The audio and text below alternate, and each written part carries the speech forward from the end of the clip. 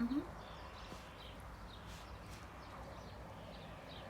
Now to the second main problem, or perhaps even if it's the title problem again, of Rent, namely the money.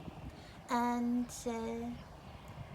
I hope you can draw some lines not only between Rent and La Boheme, but also another musical that we have discussed early on in this semester, namely the musical Hair. This is like the new edition of Hair with rock music replacing the kind of hippie style music and another generation of young people trying to find their place in life and their independence. So you might even say that the characters of Rent are like the children of the characters of Hair, who might be like grandchildren of the characters in La Boheme. So we have a certain pattern repeating itself of a group of friends living a poor but happy, artistic, creative life and having problems with the older generation. However, as you could see already in the discussion of the love issues, there are hardly any problems with the old generation. They are respectful, they are supportive, they would probably prefer their kids to find jobs and start earning money, but there is not really the serious danger posed by the older generation as you would have in Hair. Nobody is sending those kiddie artists to war. Nobody is abusing them to feed them to the system.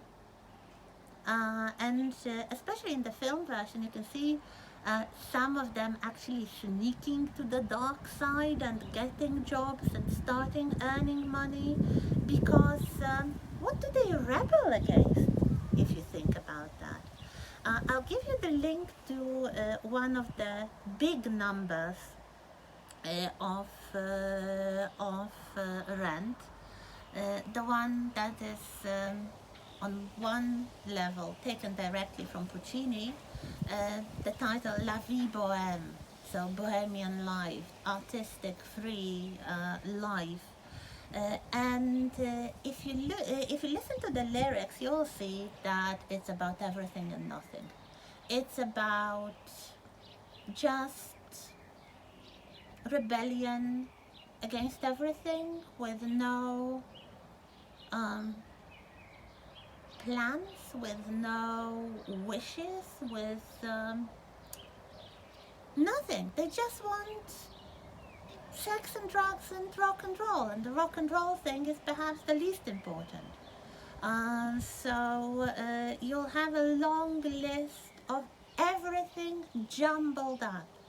Um, Fashionable foods and some thrown away names of poets and writers and philosophers and a lot of sexual vocabulary and all that just thrown into this big grandiose party number.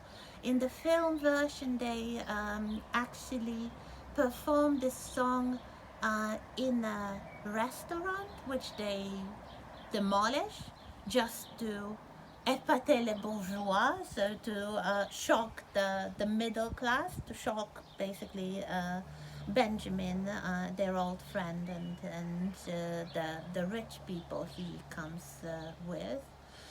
They dance on the table, so it's like a big party. But of course, well, you might be um, seduced by the party spirit. So you might think, oh, I'd like to have friends like that. I'd like to attend a party like that with somebody dancing at the table. But what kind of rebellion is it? What do they really want? It's never really said. So there are some critics that actually think it's quite a vacuous musical. It's very flamboyant, and you have characters that are really over the top, like Angel, of course, who's like the most party loving creature of them all. But if they were asked what do they want in life, what positive um, dreams they have, well, they have those little artistic dreams, like Mark who wants to, not Mark, Mark wants to record a documentary about his friends, or Roger who wants to write one song hit, and this is quite a touching song in the musical. But what's the problem? And is it really in the older generation, or being the kids of the hippie generation? They find that they do not really have anything substantial to rebel against, so they just rebel because they want more drugs and more booze and more sex. So that's a little question here. And another thing, it probably works, but not probably. It does work better in the live version. I've seen the show live and then the film. But are they really so talented? And especially Maureen, this big part of the musical, which features Maureen's performance, her great performance, kind of improvised theatricals, and of course you have a wonderful actress, Idina Menzel, playing Maureen in the film. But if you just listen to the song she does, and the kind of dancing, the kind of performance she presents for this artistic group, I don't know how about you, but I thought, like, she's not that talented. She's a poser. She's a phony. She's just kind of she wants gratification. She wants people to admire her, but she doesn't have anything substantial to give. Let me tell you again, it works better live, even though it's still tacky. But this is, I guess, quite a big problem, which the generation of the 90s faced. And again, if we were in class, I would ask you here, did you like these characters? Did you like this musical? Do you have friends like that? Do you identify with any of these young people? And then I would say, watch out, it's my generation, not yours. And can you think of any show that would actually feature your generation and not the generation of the 90s? But let's say the generation of now. Perhaps something by Lin-Manuel Miranda, In the Heights, maybe.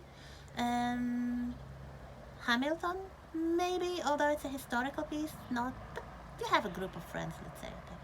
So that's one thing. Even though this is quite a controversial musical, it got all the accolades and a lot of cultural presence. And the next musical that we are going to discuss actually includes some nods and homages to Rent. So it's a musical with a tremendous cultural significance, even if it asks some uncomfortable questions. So, next.